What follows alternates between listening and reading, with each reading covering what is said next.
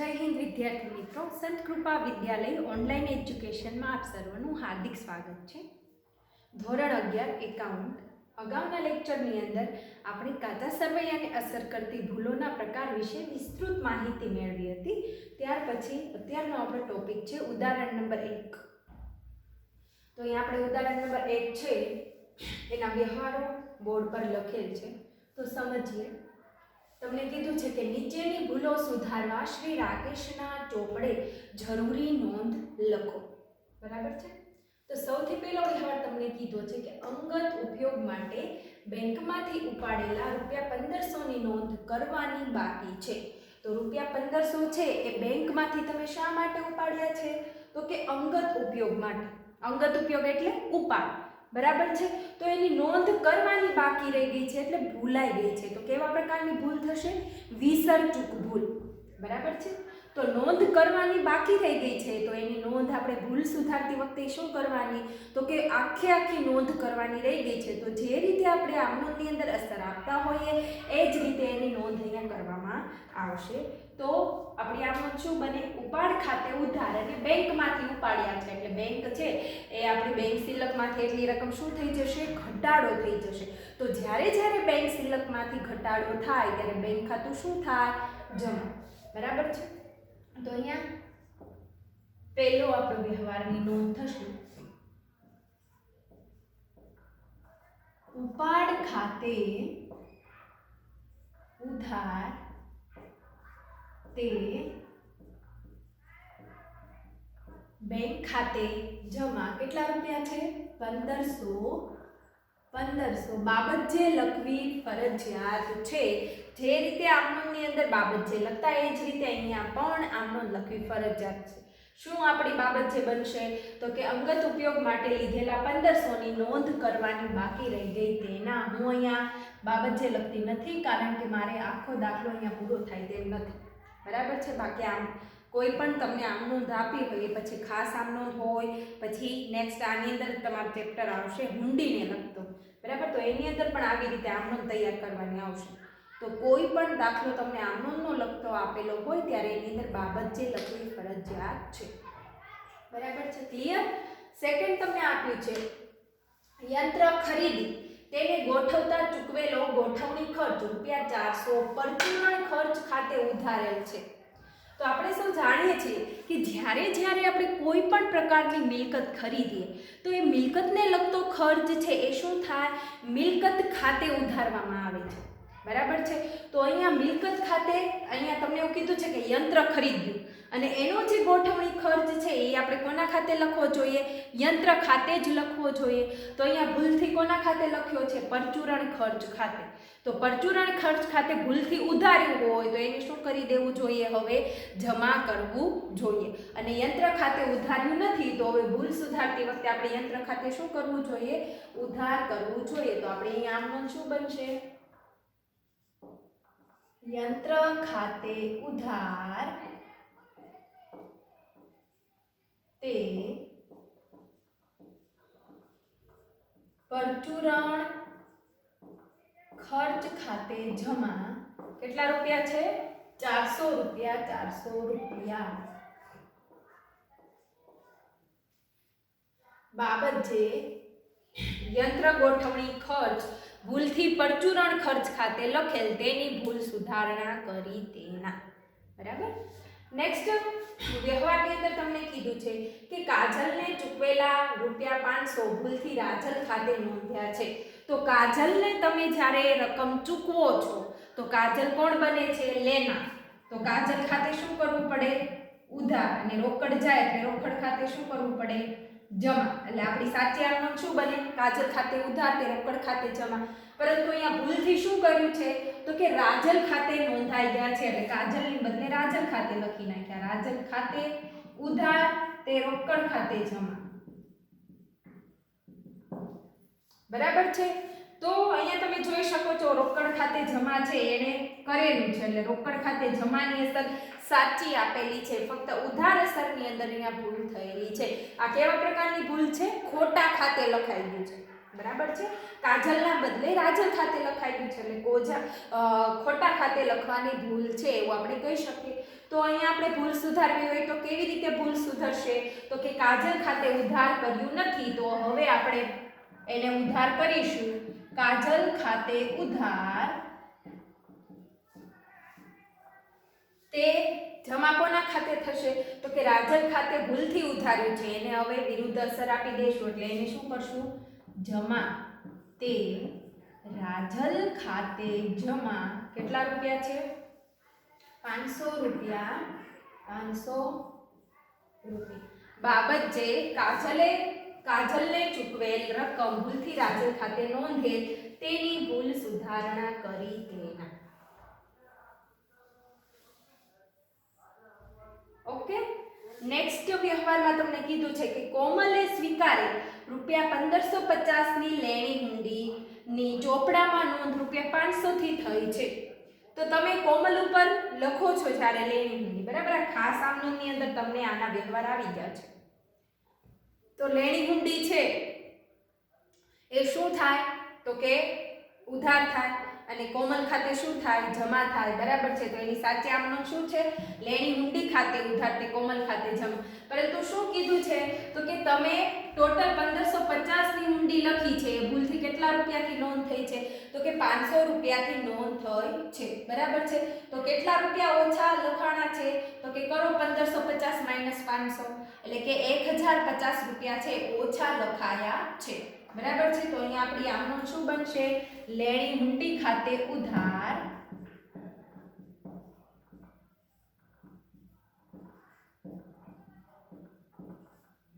તે કોમલ છે, કોમલ ખાતે જમા. કોમલ ઉપર આપણે લખી છે હુંડી એટલા માટે કોમલ ખાતે જમા. કેટલા રૂપિયા ઘટે છે? 1050. 1050, બરાબર છે? પછી કીધું છે કે ₹700 નો માલ સ્વીટુને વેચે જે ભૂલથી ખરીદ નોંધમાં નોંધાયું છે. શું કર્યું છે? ₹700 નો માલ સ્વીટુને વેચો છે, બરાબર? તો 700 નો માલ તમે સ્વીટુને વેચો છો તો સ્વીટુ લેનાર થશે એટલે લેનાર ખાતે શું થાય? ઉધાર. તો સાચી આમનો શું બને? સ્વીટુ ખાતે ઉધાર, તે વેચાણ ખાતે જમા. આવું કરવું જોઈએ, પરંતુ ભૂલથી ક્યાં લખાઈ ગયું છે? ખરીદ ખાતે લખાઈ ગયું છે. તો આમનો શું કરી છે? ખરીદ ખાતે ઉધાર, તે સ્વીટુ ખાતે જમા, બરાબર? તો અહીંયા તમે જોઈ શકો છો કે ખરીદ અને ઉધાર કોઈ પણ બેમાંથી એક પણ અસર અહીંયા સાચી આપેલી નથી. તો હવે આપણે સ્વીટુ ખાતે ઉધાર કેટલા રૂપિયા કરવાના છે? તો કે સ્વીટુ ખાતે ઉધાર આપણે 700 રૂપિયા કરવાના છે. તો એકવાર તો ઉધાર કરવાના જ છે, પરંતુ સ્વીટુ ખાતે જે ભૂલથી જમા થયેલા છે 700 રૂપિયા, એને પણ હવે શું કરવું પડશે? ઉધાર. તો ટોટલ 700 પ્લસ 700 ટોટલ 1400 રૂપિયા છે એ સ્વીટુ ખાતે ઉધાર કરવા પડશે, બરાબર છે? તો પહેલા લખીએ ઉધાર અસર. સ્વીટુ ખાતે ઉધાર 1400 રૂપિયા. હવે જો સાચી નોંધ મુજબ આપણે વેચાણ ખાતે શું કરવું જોઈએ? જમા. તો અહીંયા તમે ખોટી નોંધમાં જોઈ શકો છો વેચાણ ખાતે જમા કર્યું નથી. તો હવે એને શું કરશું આપણે? જમા. એટલે કે તે વેચાણ ખાતે જમા નથી કર્યું એટલે કરી દઈએ સાચી અસર, તે વેચાણ ખાતે જમા. કેટલા રૂપિયા? 700. તો હવે ભૂલથી થયેલી નોંધ છે એમાં શું કર્યું છે? ખરીદ ખાતે ભૂલથી ઉધાર આવ્યું છે. તો ભૂલથી ઉધાર થઈ ગયું છે એની કેવી અસર આપશું? રિવર્સ અસર, વિરુદ્ધ અસર. એટલે ખરીદ ખાતું શું કરવું પડશે? જમા. તે ખરીદ ખાતે જમા 700 રૂપિયા. 700, બરાબર છે? તો તમે જોઈ શકો છો ઉધાર અને જમા બંને બાજુ 1400 થઈ ગયા, બરાબર? તો આ કેવા પ્રકારની ભૂલ થઈ? ખોટા ખાતે લખવાની ભૂલ, બરાબર છે? પેટા નોંધની અંદર ખોટા ખાતે લખાયેલું, વેચાણની બદલે ખરીદીની અંદર નોંધ થઈ ગઈ છે.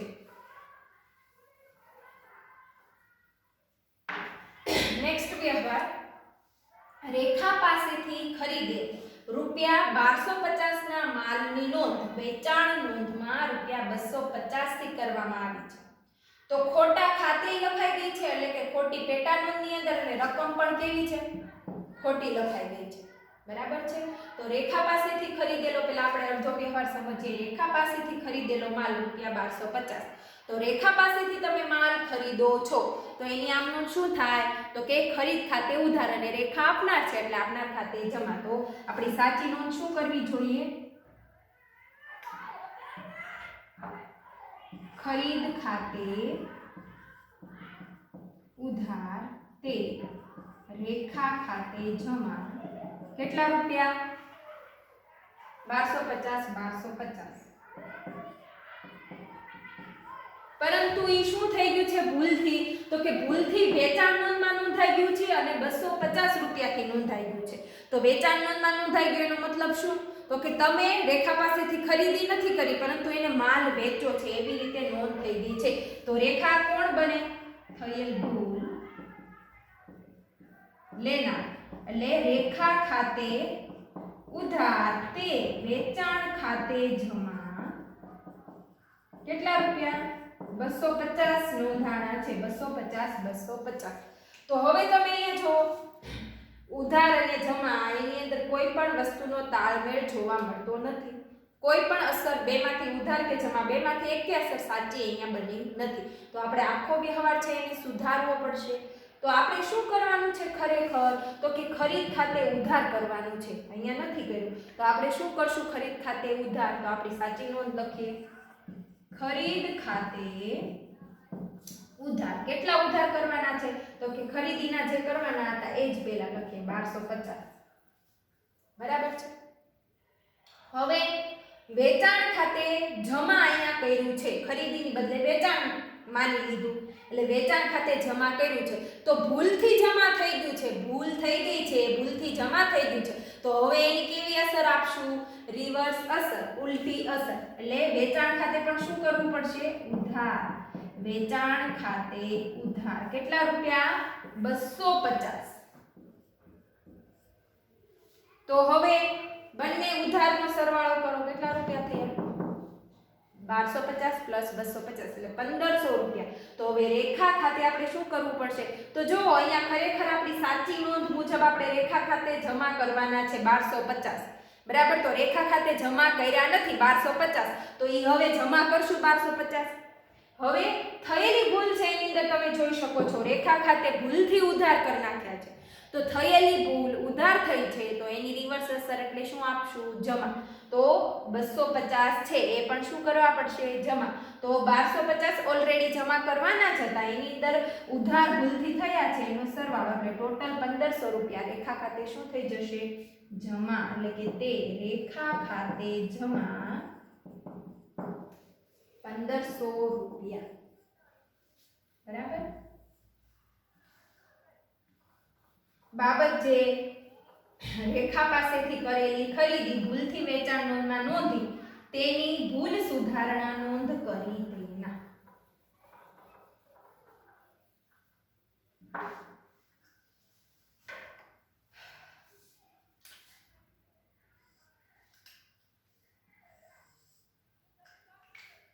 તો છઠ્ઠો વ્યવહાર. નેક્સ્ટ સાતમો વ્યવહાર. શું કીધું છે? બેંક વ્યાજના ₹200 પાસબુકમાં જમા કરેલ છે. રોકડ બેમાં વ્યય બાજુ પર નોંધાયેલા છે. તો જો બેંક વ્યાજ શું છે આપણા માટે? તો કે તમે બેંકની અંદર ખાતું ખોલાવ્યું છે. બરાબર છે. જો તમારું સેવિંગ અકાઉન્ટ હશે તો તમને એમાંથી વ્યાજ પ્રાપ્ત થશે. બરાબર છે. એટલે બેંક વ્યાજના કારણે તમારી બેંક શિલ્લકમાં શું થાય? વધારો થાય.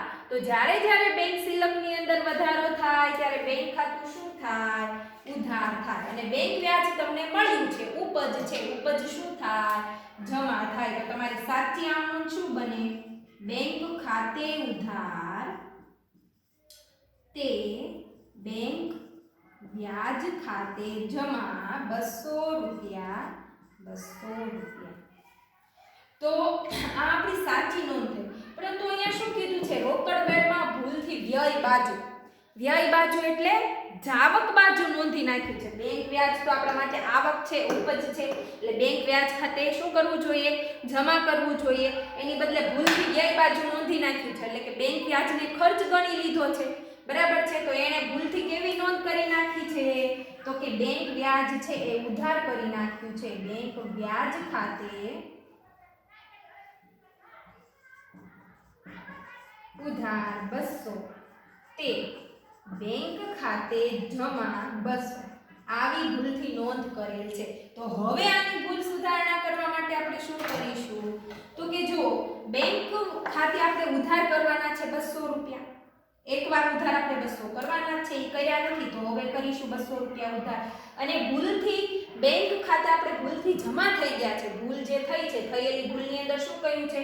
બેંક ખાતે જમા કરી નાખ્યા છે 200 રૂપિયા. તો ભૂલથી જમા થઈ ગયા છે એને પણ હવે શું કરવા પડશે? ઉધાર. અને આ સાચી નોંધ મુજબ ઉધાર. તો ઉધાર શું થઈ જશે? પ્લસ, એટલે કે બેંક ખાતે ઉધાર 400 રૂપિયા. એ જ રીતે બેંક વ્યાજ ખાતે આપણે જમા કરવાના છે 200 રૂપિયા. તો નથી કર્યા તો એને આપણે જમા કરીશું. અને ભૂલથી બેંક વ્યાજ ખાતે ઉધાર થઈ ગયા છે, આપણે કરવાના નહોતા, ખોટી રીતે થઈ ગયા છે. તો ખોટી રીતે ઉધાર થઈ ગયા છે એને હવે ફરીવાર શું કરશું આપણે? જમા. તો હવે બેંક વ્યાજ ખાતે ટોટલ જમા કેટલા થશે? 200 + 200 એટલે 400 રૂપિયા. તો આપણી સાચી નોંધ જે હતી એ જ થશે, પરંતુ રકમ કેવી થઈ જશે? બેવડાઈ જશે. એટલે કે બેંક ખાતે ઉધાર તે બેંક વ્યાજ ખાતે જમા રકમ બેવડાઈ જશે 400 રૂપિયા. 400 રૂપિયા. બાબત જે બેંક વ્યાજના રૂપિયા 200 ભૂલથી રોકડ બેમાં વ્યય બાજુ નોંધેલ તેની ભૂલ સુધારણા નોંધ કરી તેના. બરાબર. છેલ્લો વ્યવહાર છે 300 રૂપિયા પગારના ચૂકવેલા તે પગાર ખાતે રૂપિયા 400 થી ઉધાર્યા છે. તો જો આમ નોંધ સાચી લખી છે. પગાર છે એ શું છે? ચૂકવ્યા એટલે ખર્ચ થયો. તો પગાર ખાતે શું થાય? ઉધાર કરવું પડે. બરાબર છે. 300 રૂપિયા પગાર ચૂકવ્યો તો 300 રૂપિયા ઉધાર કરવા પડે. પરંતુ એના બદલે કેટલા રૂપિયા ઉધાર કર્યા છે? 400 રૂપિયા. એટલે 100 રૂપિયા છે એ વધારે ઉધાર કર્યા છે. તો વધારે ઉધાર કર્યા હોય તો હવે પગાર ખાતે આપણે ઉધારના બદલે 100 રૂપિયા શું કરવા પડશે? જમા કરવા પડશે. બરાબર. એ જ રીતે કીધું છે કે 400 નું વેચેલું ફર્નિચર. તો ફર્નિચર તમે વેચો ત્યારે ફર્નિચર ખાતું શું થાય? જાય તો જમા. તો ફર્નિચર ખાતે તમારે જમા કરવા પડશે 400 રૂપિયા. પરંતુ એના બદલે ફર્નિચર ખાતું કેટલાથી જમા થયું છે? 500 રૂપિયાથી જમા થયું છે. એટલે 100 રૂપિયા વધારાના જમા થઈ ગયા. તો 100 રૂપિયા વધારે જમા થઈ ગયા એની ભૂલ સુધારવા શું કરવું પડે? તો કે 100 રૂપિયા ફર્નિચર ખાતું ઉધારવું પડે. તો ફર્નિચર ખાતે જમાની બદલે હવે શું કરવું પડશે? ઉધાર. કેટલા રૂપિયા? 100. તો આ કેવા પ્રકારની ભૂલ થઈ? ભરપાઈ ચૂક ભૂલ. બરાબર છે. એક સાથે એક કરતા વધુ ખાતામાં ભૂલ થાય છે અને એના કારણે તફાવત કેવો છે બંનેનો? જુઓ, 100 રૂપિયા. એટલે કાચા સરવૈયા ઉપર આની કોઈ જાતની અસર પડે નહીં અને ઉધાર અને જમા બંને બાજુ સરભર જ રહે. બંને બાજુનો સરવાળો હંમેશા મળી જાય. બરાબર છે. છતાં પણ તમારા વ્યવહારની અંદર તો ભૂલ થયેલી જ છે. કેવી ભૂલ છે? ભરપાઈ ચૂક ભૂલ. તો અહીંયા આપણી આમનું શું બનશે? ફર્નિચર ખાતે ઉધાર 100 રૂપિયા તે પગાર ખાતે જમા 100 રૂપિયા.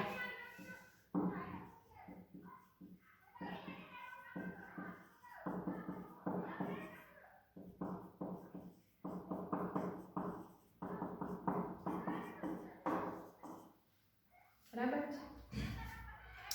તો અહીંયા આપણું ઉદાહરણ નંબર 1 પૂરું થાય છે. નેક્સ્ટ લેક્ચરની અંદર ઉદાહરણ નંબર 2 આપણે જોઈશું. ત્યાં સુધી બધા ભણતા રહો, મહેનત કરતા રહો. Thank you. જય હિન્દ.